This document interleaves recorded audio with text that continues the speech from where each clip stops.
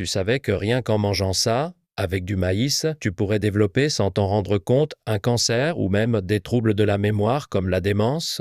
Même si le maïs est un aliment bon pour la santé, il y a certains aliments qui se marient bien avec lui et d'autres qui font carrément l'effet inverse. Donc oui, même un aliment aussi bénéfique que le maïs, s'il est mal associé, peut devenir un faux ami pour ton corps. Si tu le manges avec les mauvais ingrédients, tu pourrais en fait nuire sérieusement à ta santé. C'est justement pour ça que Dr Coucou t'a concocté cette vidéo. Pour t'aider à prévenir le cancer et les troubles cognitifs, voici les 3 pires combinaisons à éviter avec le maïs et les 3 meilleures à privilégier. Allez, je t'explique tout dans les moindres détails. Tu vas voir, c'est simple comme bonjour.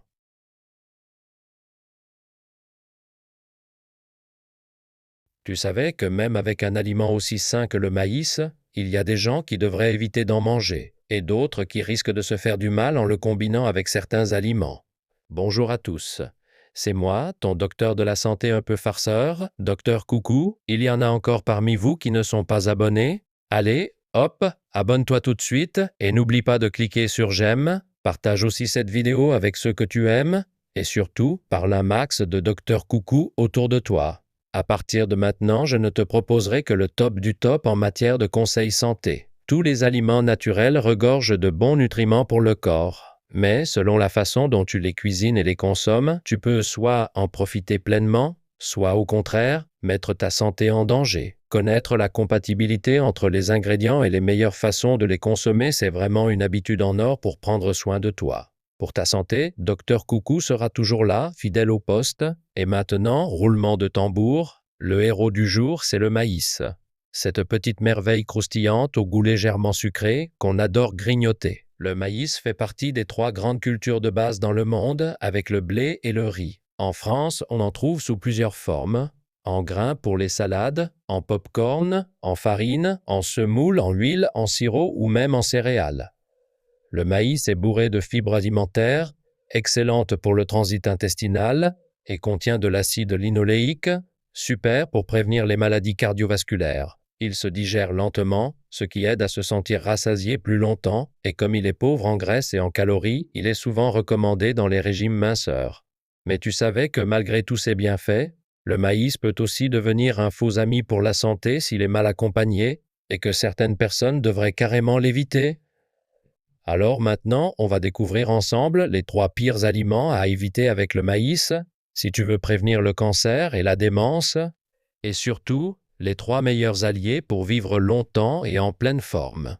D'abord, le pire, c'est de manger du maïs tout seul, sans rien d'autre. Le maïs, c'est vrai, est riche en glucides et en protéines, mais aussi en potassium, en vitamines, en minéraux et plein d'autres nutriments, ce qui en fait un aliment plutôt bon pour la santé. En particulier, il contient beaucoup de fibres alimentaires, excellentes pour le transit intestinal. Les fibres du maïs sont solubles, ce qui leur donne une texture un peu visqueuse une fois dans l'intestin. Non seulement ça te cale pendant longtemps, mais en plus, ça aide à éliminer la graisse viscérale. Top non? Attention, on entre dans le vif du sujet. Malgré tous ces bienfaits, il y a un vrai souci. Le maïs est très pauvre en niacine et en tryptophane, 2 éléments essentiels pour le bon fonctionnement de ton métabolisme. La niacine, qu'on appelle aussi vitamine B3, aide ton corps à produire de l'énergie à partir des nutriments que tu manges. Alors, si tu ne manges que du maïs, tu risques une carence en acides aminés essentiels, ce qui peut entraîner une maladie qu'on appelle la pélagre. Ça se manifeste par des symptômes comme des inflammations de la peau, de la fièvre ou encore des troubles digestifs. Et dans certains cas, ça peut devenir grave. C'est pour ça qu'il faut toujours associer le maïs à d'autres aliments qui complètent ces manques. Mais attends, il y a encore pire. Le maïs a un index glycémique très élevé, ce qui le rend risqué pour les personnes diabétiques. L'index glycémique ou IG du maïs cuit est autour de 75, ce qui est franchement élevé, donc il fait grimper la glycémie en flèche. Comme il contient plus de 30% de glucides, il pèse déjà lourd sur le taux de sucre dans le sang. Et si en plus tu ajoutes du sucre ou des édulcorants à l'eau de cuisson, alors là, c'est la cata pour la glycémie. Cette montée de sucre dans le sang augmente la résistance à l'insuline, ce qui, à long terme, peut favoriser des maladies comme le cancer ou la démence. Donc, remplacer le riz par du maïs au quotidien ou baser son régime uniquement sur le maïs, c'est franchement risqué pour ta santé. D'abord, l'aliment recommandé qui se marie le mieux avec le maïs, c'est le lait. Le maïs manque d'acides aminés essentiels comme la niacine et le tryptophane. Donc, il faut l'associer à des aliments riches en niacine comme le porc, le bœuf ou le poisson. Mais encore plus simple, plus facile à intégrer au quotidien, le combo parfait, c'est le lait. Pourquoi? Parce que même si le lait ne contient pas de niacine, il est super riche en tryptophane. Et ce tryptophane, une fois dans ton foie, se transforme justement en niacine. Donc, boire du lait permet non seulement de compenser le manque d'acides aminés essentiels comme la niacine présent dans le maïs, mais aussi d'apporter du tryptophane, excellent pour apaiser les troubles du sommeil et les coups de blues. En plus, les protéines comme la caséine et le lactosérum qu'on trouve dans le lait aident à réguler le taux de sucre dans le sang, ce qui permet d'atténuer les pics glycémiques provoqués par le maïs. Et inversement, la lysine contenue dans le maïs améliore l'absorption du calcium présent dans le lait, c'est donc un duo gagnant. À l'avenir, pense à toujours associer le maïs et le lait, ton corps te dira merci. Le deuxième aliment à éviter avec le maïs, c'est la tisane de barbe de maïs. Tu es surpris? Et pourtant, cette infusion est souvent vantée pour ses bienfaits santé. La barbe de maïs contient en effet de puissants antioxydants comme les flavonoïdes et l'acide chlorogénique, excellent pour ralentir le vieillissement cellulaire. Elle aide aussi à éliminer les radicaux libres de l'organisme, ce qui prévient les mutations cellulaires. En plus, la lutéoline qu'elle contient favorise la dégradation des graisses, ce qui permet de réduire la masse graisseuse et d'évacuer les inflammations chroniques ainsi que les toxines, donc oui, c'est plutôt prometteur. Mais le plus important, c'est son effet diurétique. Quand les déchets stagnent dans le corps, ça provoque des gonflements, autrement dit de l'œdème. Et si ces œdèmes se répètent, ça finit par entraîner une prise de poids et même, à terme, une accumulation de graisse. Quand on fait bouillir la barbe de maïs, les composants comme l'inositol, le glucose et le catéchol aident à évacuer l'eau en excès, ce qui soulage les gonflements. Grâce à cette action drainante puissante, la tisane de barbe de maïs est parfois utilisée pour traiter les calculs rénaux, les néphrites, la jaunisse ou encore certaines hépatites. Mais attention, il y a un gros mais, si tu as les reins fragiles, il ne faut surtout pas boire cette infusion. Certains font bouillir la barbe de maïs avec des haricots pour renforcer son effet diurétique, mais c'est une très mauvaise idée. En consommer trop provoque une diurèse artificiellement excessive, ce qui n'évacue pas seulement l'eau, mais fatigue gravement les reins. À la longue, ça peut même mener à une insuffisance rénale chronique. Et ce n'est pas tout. La barbe de maïs est très riche en potassium, et comme ce potassium n'est pas stocké dans les reins, il aggrave les calculs rénaux et les inflammations rénales, tout en pouvant devenir toxique pour le cœur. Résultat, cela peut entraîner des troubles cardiovasculaires, voire, dans les cas extrêmes, un arrêt cardiaque. Donc, boire de la tisane de barbe de maïs comme de l'eau, surtout quand on a les reins sensibles, c'est non. Mais pour nos abonnés précieux, j'ai un petit conseil santé de plus pour profiter quand même du maïs comme tonique naturel. Remplace la barbe de maïs par les enveloppes de maïs et fais-en une infusion.